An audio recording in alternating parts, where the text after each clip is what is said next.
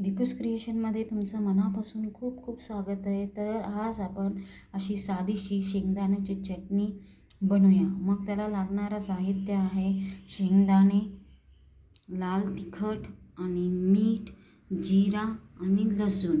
तर आधी असे शेंगदाणे तुम्ही मस्त भाजून घ्यायचं, मग त्याची साल काढायची आणि हे सर्व साहित्य घालून मग आपण साधीशी शेंगदाण्याची चटणी बनवूया. तुम्हाला भाजीला काही नसेल तर तुम्ही हे घेऊन जेवू शकता. चला मग शेंगदाण्याची चटणी हे मिक्सरमध्ये काढूया. आधी मी जिरा आणि लसूण घालून घेतले. आता ह्याच्यात 1-1.5 टेबलस्पून तिखट टाका आणि मीठ टाका.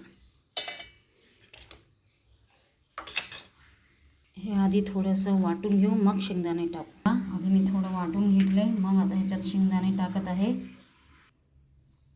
शेंगदाणे टाकून आता एकदा चटणी छान मी वाटून घेते. हे बघा, मस्त शेंगदाणा चटणी बनवून तयार आहे. चला आता मग हे बाउलमध्ये काढून घेऊ.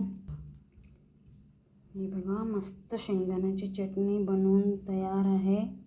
तुम्हाला हे थंडीच्या दिवसात मस्त भाकरीसोबत, दही भाकरी, शेंगदाण्याची चटणी, बाजरीची भाकरीसोबत खाऊ शकता तुम्ही, पराठ्यासोबत खाऊ शकता. तुम्हाला जर शेंगदाण्याची चटणी आवडली असेल तर लाईक करा, सबस्क्राईब करा आणि शेअर करा. भेटू पुढच्या व्हिडिओमध्ये. बाय.